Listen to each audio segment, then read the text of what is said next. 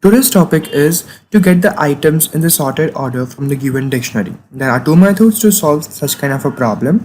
Method 1, that is by using the sorted and an items method, and the method 2 by using the sorted items and an item gather method.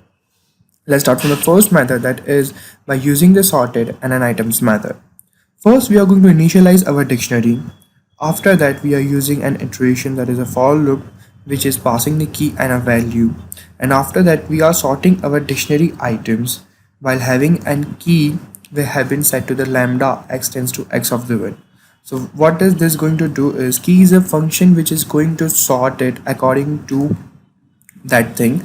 Here we have the sorting comparison, that is the x tends to 1, that is our values which are going to get sorted out, and we dictionary 1 which is going to pass each and every elements of our dictionary, and we are printing the key and a value over here. As you can see it over here, our dictionary was unsorted at the first, and after that it gets sorted, as you can see.